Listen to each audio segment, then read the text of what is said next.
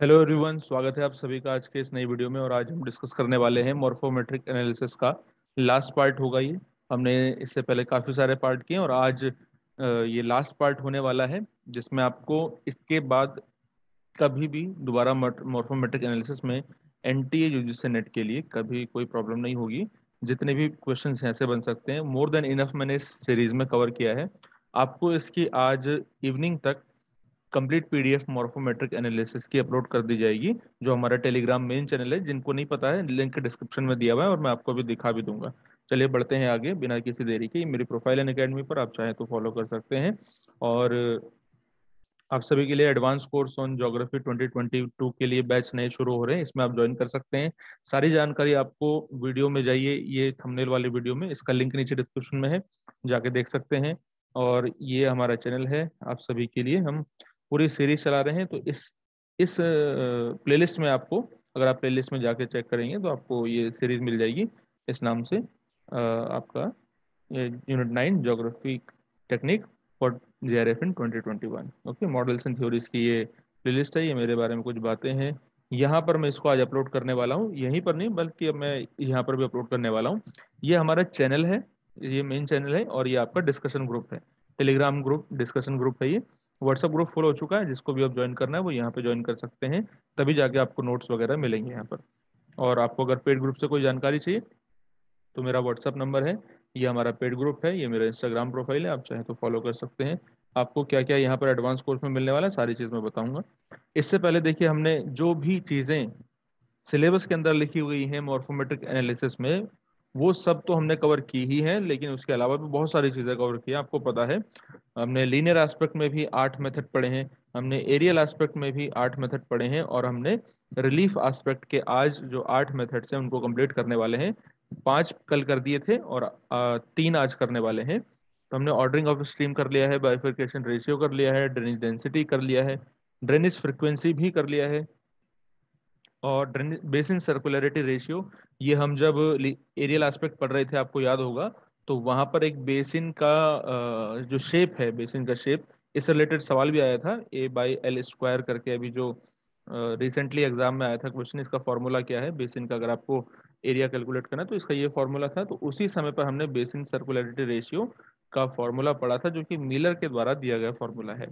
Form factor हमने पढ़ लिया है, स्लोप एनालिसिस पढ़ लिया है, क्लाइनोग्राफिक कर्व पढ़ लिया है, हिप्सोमेट्रिक कर्व, हिप्सोग्राफिक जो एनालिसिस होता है ये पढ़ लिया है, अल्टीमेट्रिक फ्रीक्वेंसी कर्व या ग्राफ हमने कर दिया है। सिलेबस के अंदर से आज सिर्फ प्रोफाइल बचा हुआ है, जिसको हम करेंगे, और प्रोफाइल के अलावा भी और भी चीज़ें देखेंगे। हिप्सोमेट्रिक एनालिसिस, जिसमें ये सारे मेथड्स, और क्लाइनोग्राफिक एनालिसिस पढ़ लिया। तो सीक्वेंस में आप जरूर देखना, ताकि आपको समझ में आए। जो नए हैं सीक्वेंस देखेंगे तो आपको समझ में आएगा। एवरेज स्लोप भी पढ़ लिया था, रिलेटिव रिलीफ भी। आज से हम शुरू कर रहे हैं डिसेक्शन इंडेक्स।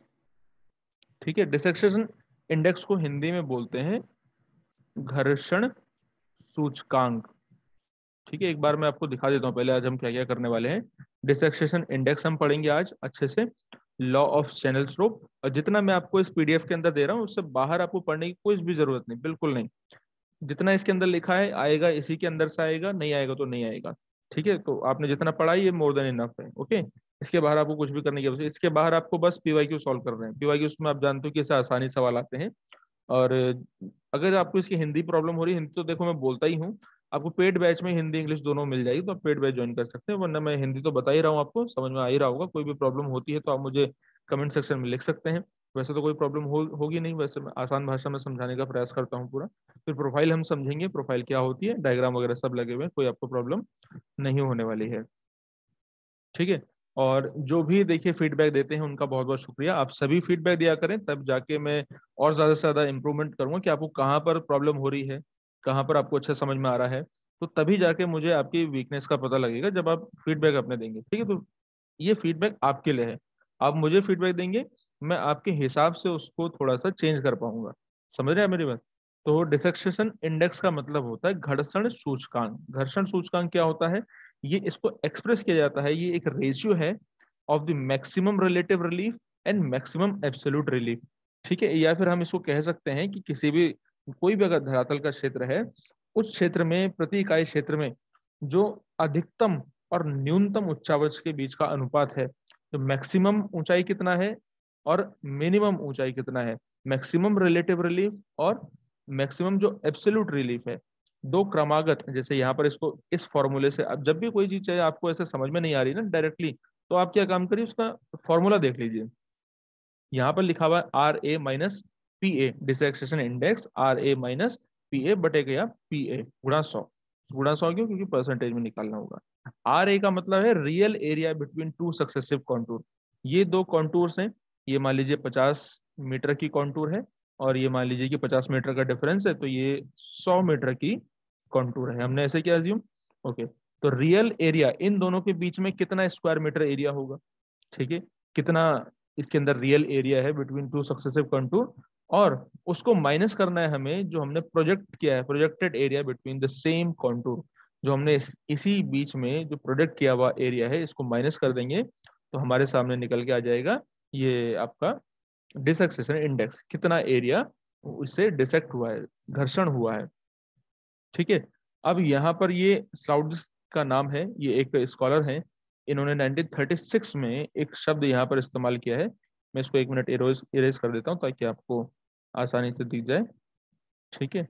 तो इन्होंने क्या बताया है, इन्होंने बताया the use real area and projected area between successive contour. ये बताते हैं कि जो डिसक्सेशन इंडेक्स होता है वो दो कॉन्टूर्स के बीच में रियल एरिया और प्रोजेक्टेड एरिया के बीच का रेशियो होता है, और इसको हम कैलकुलेट करते हैं to calculate dissection index between different height group. और हम इसे क्यों कैलकुलेट करते हैं, अलग अलग हाइट ग्रुप को कैलकुलेट करने के लिए इसका इस्तेमाल हम करते हैं। और इस फॉर्मूले की मदद से, जो कि स्लाउटसी के द्वारा बताया गया, थोड़ा सा अटपटा नाम है, इसके द्वारा ये फॉर्मूला बताया गया है, ठीक है। इसके आगे आते हैं डी स्मिथ। डी स्मिथ ने 1951 में अपना फॉर्मूला दिया और बताया कि ये जो स्कीम है इसमें इंक्लूड किया इन्होंने वॉल्यूम ऑफ रिलीफ को। अब जैसे देखिए यहाँ पर उस रिलीफ का वॉल्यूम या आयतन को भी इन्होंने इसमें ऐड कर दिया है, और बताया dissection index R A minus P A और एवरेज स्लोप और उसका वॉल्यूम, टोटल वॉल्यूम कितना है। यहाँ पर ये बात ध्यान देने वाली है, जो पीछे हमने मेथड देखा है और ये डी स्मिथ का मेथड है, ये दोनों के दोनों मेथड टाइम कंज्यूम है और थोड़े से डिफिकल्ट हैं, इनका प्रोसीजर काफी डिफिकल्ट है। इसीलिए डोबनीर ने 1957 में एक नया क्विक मेथड है, हो सकता है जो कैलकुलेशन का डिसक्सेशन इंडेक्स के, इस मेथड को प्रोपाउंड किया। इसमें इन्होंने बताया कि take into account the dynamic potential state of the area. यानी कि ये बताते हैं इसमें कि the ratio between relative area, relative energy, relief energy जो है, relative altitude and the perpendicular distance from the erosion base. ये इरोजन बेस है और इसके ऊपर जो अल्टीट्यूड है परपेंडिकुलर, इन दोनों के बीच का रेशियो को ये बताते हैं कि ये रिलेटिव, ये डिसक्सेशन इंडेक्स होता है। परपेंडिकुलर बेस और जो वर्टिकल अल्टीट्यूड है, इन दोनों के बीच का रिलेटिव अल्टीट्यूड, इन दोनों के बीच का रेशियो है आपका डिसक्सेशन इंडेक्स। और ये सजेस्ट करते हैं आपका ये सामने फॉर्मूला जो आपको दिखाई दे रहा है DIRR, और ये मतलब यहाँ पे RR का मतलब है रिलेटिव रिलीफ और ये आपका एब्सोल्यूट रिलीफ। अब इस फॉर्मूले से आपको आसानी से याद रहेगा कि ये रिलेटिव रिलीफ और एब्सोल्यूट रिलीफ के बीच का रेशियो, यही तो दिख रहा है हमें कि इन दोनों के बीच का रेशियो है, तो इसे हम कहेंगे रिलेटिव डिसक्सेशन इंडेक्स, ठीक है। अब इसमें आगे आप बताया जा रहा है आपको कि जो ग्रिड मेथड है, ग्रिड मेथड डिसक्सेशन इंडेक्स को कैलकुलेट करने का एक आसान तरीका है। जैसे पीछे अभी जो फॉर्मूले बताए गए वो थोड़ा सा डिफिकल्ट है। द वैल्यू ऑफ डिसक्सेशन इंडेक्स अगर हम कैलकुलेट करके निकालेंगे तो वो 0 से 1 के बीच में आ सकती है, ठीक है। लेकिन कभी भी जो वैल्यू है डिसक्सेशन इंडेक्स की, घर्षण सूचकांक की, never can be more than 1, जब तक कि, या फिर एक एक्सेप्शन इसमें है, ये मोर देन 1 से कभी भी वैल्यू नहीं आ सकती जब हम इसको कैलकुलेट करें, एक्सेप्ट, यानी कि इसका एक जो अपवाद है, इस बात को छोड़ के, अगर जब तक कि जो बेस है, in case of vertical Cliff, अगर कोई रीजन क्लिफ है, वर्टिकल क्लिफ है एकदम ऐसे, क्लिफ आप जानते हैं कगार वाला क्षेत्र एकदम किनारा है, यानी अगर ये क्लिफ है, वर्टिकल क्लिफ है, तो उस कंडीशन में ये वैल्यू 1 से ज्यादा हो सकती है, अदरवाइज कभी भी ये डिसक्सेशन इंडेक्स की वैल्यू 1 से ज्यादा नहीं होगी। वहीं 0 से कम नहीं हो सकती माइनस में, अगर 0 होगी तो वो सिर्फ एक थियोरेटिकल फ्रेमवर्क में हो सकती है 0, एक्चुअल में 0 का होना नेक्स्ट टू इम्पॉसिबल है, ठीक है। डिसक्सेशन इंडेक्स इज ऑल्सो यूज, इसको हम एक और काम के लिए इस्तेमाल करते हैं। एक तो घर्षण के लिए इस्तेमाल करते हैं, जैसा कि नाम से स्पष्ट है घर्षण सूचकांक कितना घर्षण हुआ है। लेकिन कभी कभी हम इसको इस्तेमाल, इसका एक और काम है, इस साइकिल ऑफ इरोजन के स्टेज का पता लगाने के लिए।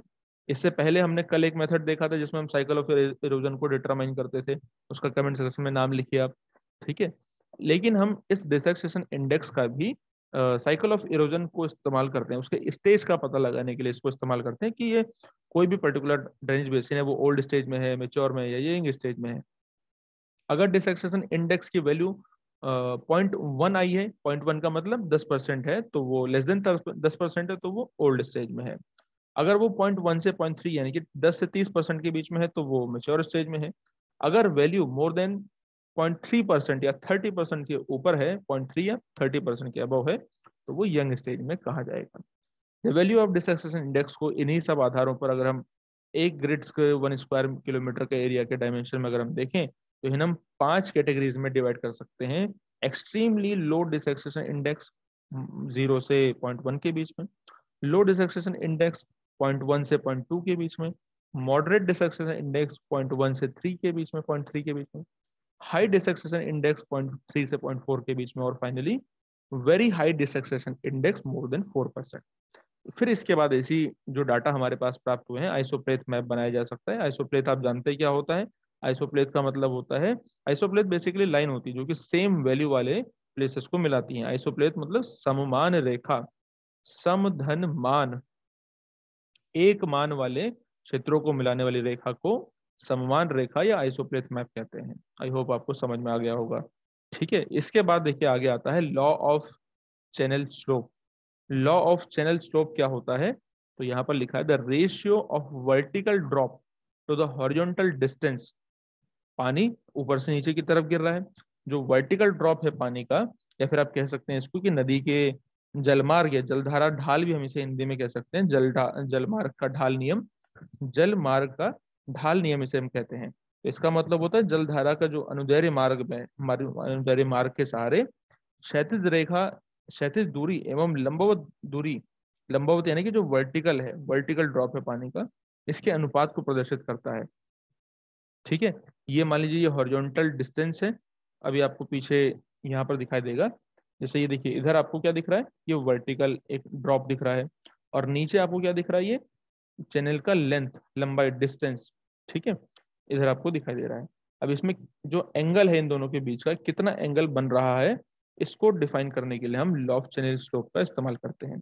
तो फिर से समझिए कि the ratio of vertical drop to the horizontal distance, horizontal distance के लिहाज से जो वर्टिकल ड्रॉप है पानी का नीचे गिरने का, वो कितना है, इन दोनों के बीच का स्लोप एंगल कितना है, इसको हम मेजर करते हैं from the upper end to the lower end of a single stream segment of a given order. किसी भी गिवन ऑर्डर में ये अपर और लोअर ऑर्डर, जो किसी भी एक सेगमेंट का अपर और जो लोअर ऑर्डर है, इनके बीच का आप देख रहे हो कि क्या एंगल बन रहा है। इस एंगल को डिफाइन करने के लिए हम इस स्लोप, चैनल स्लोप का, लॉ ऑफ चैनल स्लोप का सहारा लेते हैं। कोई अगर एक स्ट्रीम सेगमेंट है, उसका अपर एंड और लोअर एंड के बीच में क्या एंगल बन रहा है, इसको दर्शाने के लिए हम इसका सहारा लेते हैं, ठीक है। अब यहाँ पर आपको आगे और बात बताई जा रही है इसमें कि the vertical leg of the triangle. आप यहाँ पर जो देख रहे हैं, जो वर्टिकल लेग है इसकी, इस प्रकार से हर एक में ये जो वर्टिकल लेग आपको दिखाई दे रही है, ये वर्टिकल लेग शो करती है, ये हर ट्राइंगल में डिनोट करती है एन ऑर्डर को, किसी एक पर्टिकुलर ऑर्डर की जो स्ट्रीम है उसको डिनोट करती है। अब ये छोटे छोटे शब्द आपको पता होंगे। अब ये वर्टिकल ऑर्डर जो है ट्राइंगल की is the average vertical drop, ये एवरेज वर्टिकल ड्रॉप है ऑफ दैट ऑर्डर, उस ऑर्डर की स्ट्रीम की। वहीं जो ये हॉरिजॉन्टल लेग है, इधर आप नीचे ये हॉरिजॉन्टल लेग देख रहे हैं, ये वाली हॉरिजॉन्टल लेग देख रहे हैं, ये वर्टिकल लेग क्या शो कर रही है, ये शो कर रही है, ये वर्टिकल शो कर रही है वर्टिकल ड्रॉप को, ठीक है। और हॉरिजॉन्टल लेग शो कर रही है एवरेज हॉरिजॉन्टल डिस्टेंस को of that order, and is the identical with the mean stream length, ठीक है। ये आपका ऊंचाई और ये आपका डिस्टेंस को शो कर रही है, कितने डिस्टेंस तक है, और इनके बीच में क्या स्लोप बन रहा है। फिर ये स्लोप को बताएगा कि ऊंचाई और आगे जो लंबाई है, इनके बीच में जो स्लोप का आपको ग्रेडियंट दिखाई जा रहा है, वो है आपका लॉ ऑफ चैनल स्लोप। ये एएन स्टॉलर के द्वारा बताया गया है। The law of channel slope are propounded by Horton के द्वारा इसको प्रोपाउंड किया गया 1945 में, पूछा गया क्वेश्चन एग्जाम में। इसको अप्लाई किया गया है मोरिसावा के द्वारा 1959 में, लियोपोल्ड एंड मिलर के द्वारा 1956 में इस्तेमाल किया गया है, और बताया कि mean channel slope decrease with increasing successive order. जैसे जैसे आप आगे की तरफ जाएंगे तो इनका जो औसत ढाल है, औसत ढाल डिक्रीज होता है। आप इस डायग्राम से इसको समझ सकते हैं। जैसे जैसे आप देखिए आगे की तरफ बढ़ रहे हैं तो क्या स्लोप में कमी आ रही है, स्लोप बढ़ रहा है? बताइए जरा। यहाँ पर आपको जो स्लोप दिख रहा है और आगे की तरफ जो स्लोप दिख रहा है, क्या वो दोनों समान है? तो आप पाएंगे कि नहीं, दोनों समान नहीं है। यहाँ पर एंगल ज्यादा है, यहाँ पर एंगल थोड़ा कम है, यहाँ पर एंगल थोड़ा और कम है, और यहाँ पर एंगल और कम है। जैसे जैसे आप आगे बढ़ रहे हैं तो एंगल कम होता जा रहा है। तो इसमें यही बात बताई जा रही है कि mean channel slope decrease with increasing successive order in geometric series, constant slope अगर रेशियो है तो, इस कंडीशन में। ठीक है, इसके बाद फाइनली आता है हमारा topic profile analysis. Okay, profile क्या होता है? प्रोफाइल को हम हिंदी में बोलते हैं परिच्छेदिका, परिच्छेदिका। ठीक है, अब जैसे आप प्रोफाइल देखते हैं तो जब आपने प्रोफाइल मतलब किसे, आपकी जॉब प्रोफाइल हो सकती है, आपकी सोशल मीडिया पे प्रोफाइल हो सकती है। अब आप सोचिए जरा, प्रोफाइल में, जॉब प्रोफाइल में या फिर आपकी सोशल मीडिया प्रोफाइल में क्या आपके बारे में पूरी जानकारी किसी को मिल सकती है, या फिर पूरी जो उसकी इन डेप्थ एनालिसिस हो सकता है? प्रोफाइल में तो जो चीज शो की जा रही है वही चीज तो शो होगी, या फिर हर चीज शो हो जाएगी, आप कैसे हैं, कैसे दिखते हैं? वहां पे तो केवल एक ऊपर ऊपर की बात होती है। वैसे ही यहाँ अगर हम इस प्रोफाइल की बात करते हैं, किसी भी मॉर्फोमेट्रिक बेसिन की प्रोफाइल की बात करते हैं, तो यहाँ देखिए आप प्रोफाइल में, प्रोफाइल अलग अलग तरीके की हो सकती है। हमें जो इसका ऊपरी ढांचा है, स्लोप का एंगल कैसा है, बस ये शो हो रहा है प्रोफाइल के द्वारा। प्रोफाइल के द्वारा क्या शो कर सकते हैं हम? स्लोप का एंगल क्या है, इस चीज को हम शो कर सकते हैं। ठीक है ना, कि यहाँ पर ढाल किस प्रकार से बढ़ रहा है, ढाल किस प्रकार से घट रहा है। तो ये इस चीज को अलग अलग तरीके होते हैं प्रोफाइल को शो करने के, ये चीज शो किया जाता है। ठीक है, तो ये होती है प्रोफाइल। अब इसी के बारे में यहाँ पे लिखा हुआ है, profile drawn from the contour map. ये कॉन्टूर मैप से बनाए जाते हैं, are of the great assistant to the geomorphologist, और इनकी मदद से जियोमॉर्फोलॉजिस्ट को काफी मदद मिलती है, क्योंकि who are primary concern with the analysis of relief. Relief का अगर हमें एनालिसिस करना है उसके लिए प्रोफाइल का स्टडी करना मोस्ट इम्पॉर्टेंट होता है। इसी की मदद से हमें किसी भी टेरेन के प्रोफाइल विजुअल परसेप्शन पता लगता है, एक्चुअल में जो टेरेन का नेचर है वो कैसा है। अब जनरली प्रोफाइल को हम डिवाइड कर सकते हैं दो प्रकार में। एक जो जनरल डिवाइडेशन है, एक तो है रिलीफ प्रोफाइल और दूसरा है टेरेन प्रोफाइल, सॉरी रिवर। एक तो हम रिवर की प्रोफाइल देख सकते हैं, दूसरा एक जो स्थल भाग है टेरेन, उसकी प्रोफाइल देख सकते हैं। अब रिवर की जो प्रोफाइल होती है इसको आप लॉन्गिट्यूडनल प्रोफाइल और ट्रांसर में डिवाइड कर सकते हैं। लॉन्गिट्यूड मतलब ऐसे लंबा आकार, और ट्रांसर मतलब वो किसी के समकोण पर मिलती होगी, वो कोई स्थल भाग हो सकता है, कोई दूसरी नदी हो सकती है, ट्रांसर 90 डिग्री के एंगल पर मिलती थी, परपेंडिकुलर।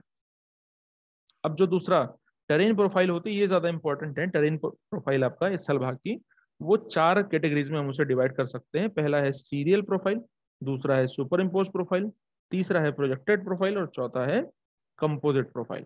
ठीक है, अब यहाँ पर उससे पहले आपको एक लॉन्ग प्रोफाइल और वैली थॉलिंग के बारे में बताया जा रहा है, थॉविंग के बारे में।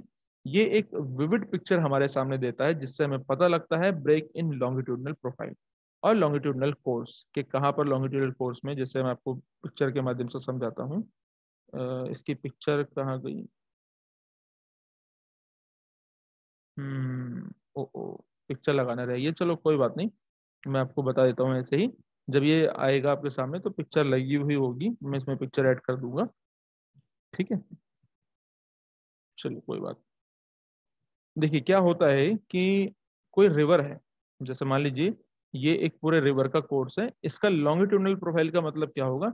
कहाँ से इसका ओरिजिन हुआ है और कहाँ पर ये जारी है। ठीक है, तो इसका जहां से जा रही है उसका जो भी एंगल बन रहा होगा, ऊपर जा रही है, नीचे जा रही है, कैसे करके, ये पूरा इसमें शो हो जाएगा।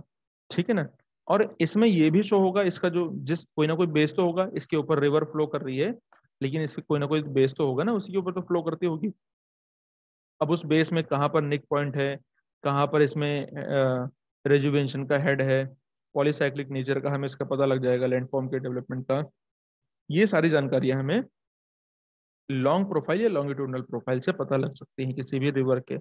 अब अगर हम आगे बात करें सीरियल प्रोफाइल की, जो कि टेरेन प्रोफाइल में एक दूसरा मॉडल है, ये सीरियल प्रोफाइल पहला मॉडल है। सीरियल प्रोफाइल का मतलब होता है कि जब हम किसी क्षेत्र को देखते हैं, ये सीरियल प्रोफाइल हम देखने जा रहे हैं, तो इस क्षेत्र में देखिए एक माउंटेन, इसमें अलग बहुत सारी माउंटेन रेंज होती है। जैसे हिमालय में है ना, ट्रांस हिमालय में फिर काराकोरम, लद्दाख, फिर जास्कर है, फिर उसके बाद ग्रेटर हिमालय है, फिर मिडिल हिमालय है, फिर शिवालिक रेंज है। तो हम क्या करेंगे, हर एक माउंटेन रेंज को अलग अलग उसकी ऊंचाइयां, गहराइयां, उसके स्लोप को, उसके बाहर का जो स्ट्रक्चर है उसको देख लेंगे। प्रोफाइल मतलब जो बाहरी स्ट्रक्चर आप दिख रहा होगा ना, अंदर नहीं। अगर हम उसको क्रॉस सेक्शन देखना चाहेंगे तो हम इसको काटेंगे, तो अंदर इसका जियोलॉजिकल स्ट्रक्चर कैसा है वो पता लगेगा, वो तो क्रॉस सेक्शन हो जाएगा। प्रोफाइल मतलब ऊपर का जो स्लोप एंगल है उसके बारे में जानकारी देखना, तो वो प्रोफाइल होती है। इसमें अंदर का जियोलॉजिकल स्ट्रक्चर या जानकारी उसके बारे में नहीं होती है। ये बात आपको थोड़ा सा दोनों में अंतर रखना होगा। तो हम क्या करेंगे, हमारे पास अलग अलग माउंटेन रेंजेस हैं, इन अलग अलग माउंटेन रेंजेस की कैलकुलेशन करके, इनके बारे में स्टडी करके, इनको अलग अलग डायग्राम्स में रिप्रेजेंट कर देंगे। जैसे आपको काराकोरम ये हो गई, लद्दाख, जास्कर, ऐसे करके अलग अलग में रिप्रेजेंट कर दिया। तो ये सीरियल प्रोफाइल है, सबको अलग अलग करके रिप्रेजेंट किया गया है। ठीक है, लेकिन जब हम इनको एक ही डायग्राम में रिप्रेजेंट कर दें, ये मान लीजिए कि काराकोरम है, ठीक है, और ये आपके लद्दाख है, फिर नीचे जास्कर है, तीनों को एक ही में हमने प्रोजेक्ट कर दिया। एक चीज यहाँ पर ध्यान देने वाली है, किसी को भी यहाँ पर जो पीछे मान लीजिए, देखिए ये वाला सबसे ऊंचा भाग है ना, जो सबसे ऊंचा वाला भाग है, जो और जो सबसे सामने होगा, मान लीजिए सबसे ये सामने ये वाला भाग है, तो क्या इसके पीछे जो नीचे वाला भाग होगा वो हमें दिखाई देगा? ये वाला भाग हमें दिखाई देगा? नहीं दिखाई देगा ना। तो इसमें जो नहीं दिखाई देने वाला भाग है उसको भी रिप्रेजेंट किया जाता है। आप मेरी बात समझ रहे हैं कि जो मान लीजिए सबसे सामने का जो भाग होगा उसके पीछे जो पार्ट है, क्या वो हमें दिखाई देगा? जैसे ये दोनों, ये सामने का भाग है हमारे, है ना, ये सबसे सामने वाली लैंडफॉर्म है। तो इसके पीछे इतनी ऊंचाई तक, यहाँ तक की ऊंचाई तक, यहाँ तक की ऊंचाई तक, यहाँ तक कि ये जो नीचे दिख रहा है आपको, ये नहीं दिखाई देना चाहिए। समझ रहे हैं आप? तो लेकिन इसमें जो नहीं दिखने वाला भाग है उसको भी रिप्रेजेंट किया जाता है। ठीक, ऐसा नहीं कि सिर्फ एंटी लाइन को ही रिप्रेजेंट किया जाएगा, सिंक लाइन को भी इसमें रिप्रेजेंट किया जाता है। इसको बोलते हैं सुपर इम्पोज। एक ही एक ही डायग्राम में सभी माउंटेन रेंजेस को इम्पोज किया जा रहा है एक के ऊपर दूसरे को, तो इसे सुपर इम्पोज बोलते हैं। तो इससे हमें डिटरमाइन कर हेल्प मिलती है, determine different level of planation surface. अलग अलग सरफेस का हमें जानकारी मिलती है, कौन कितना ऊंचा है, कौन कितना नीचा है, देख रहे हो, सबको एक ही में रिप्रेजेंट किया गया है। प्रोजेक्टेड प्रोफाइल क्या होते हैं? प्रोजेक्ट प्रोफाइल भी लगभग इसी की प्रकार की होती है, लेकिन इसमें जैसे कि आप देखिए, जो पीछे इतनी ऊंचाई तक, इसके पीछे जो भाग होगा वो नहीं दिखेगा, उसको रिप्रेजेंट नहीं करते हैं। लेकिन सुपर इम्पोज में उसको रिप्रेजेंट करते हैं, सिर्फ एक डायग्राम, एक लाइन से बना देते हैं, और पीछे वाले जो पॉइंट है उस वो भी दिखाई देता है, लेकिन यहाँ पर नहीं दिखाई देता है प्रोजेक्टेड प्रोफाइल में। इन दोनों में ये थोड़ा सा अंतर है। प्रोजेक्टेड प्रोफाइल में हमने एक सबसे पहले सामने वाला भाग, सामने वाला जो आपका डायग्राम है, सामने वाला जो माउंटेन है उसको बनाया, उसके पीछे दूसरे माउंटेन को बनाया। तो सबसे ऊपर वाला जो भाग है वो तो दिख जाएगा, जो इतने से ऊंचाई वाला, लेकिन जो इससे नीचे वाला भाग है वो नहीं दिखेगा। और होता भी ऐसे ही है, हमें पीछे वाला भाग नहीं दिखता है। इससे हमें एक पेनोरमिक व्यू दिखाई देता है, एक संपूर्ण, जैसे हम किसे कह सकते हैं कि पेनोरमिक व्यू हमें इसे दिखाई देता है पूरे लैंडस्केप का, of that region, as seen from, जो हम विविड पिक्चर हम इसकी पा पाते हैं। ठीक है, तो ये बात हम यहाँ से कह सकते हैं। इसके बाद कंपोजिट प्रोफाइल होती है। कंपोजिट प्रोफाइल में देखिए क्या है कि है तो चार ही, लेकिन हर एक माउंटेन रेंज की सिर्फ जो माउंटेन पीक है या फिर जिसको स्काई लाइन है, सिर्फ वही शो होती है।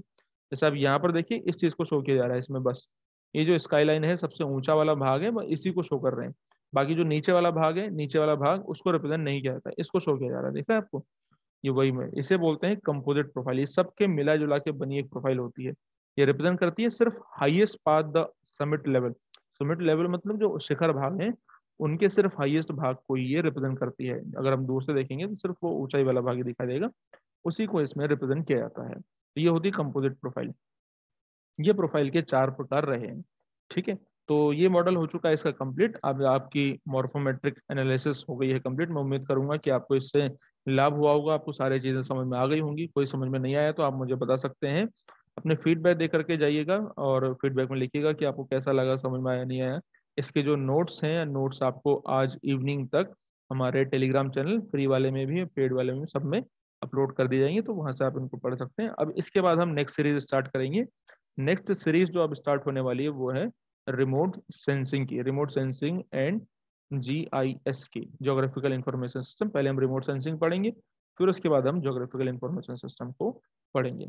ठीक है, तो मिलते हैं अब नेक्स्ट क्लास में, तब तक के लिए thank you so much, bye bye, take care.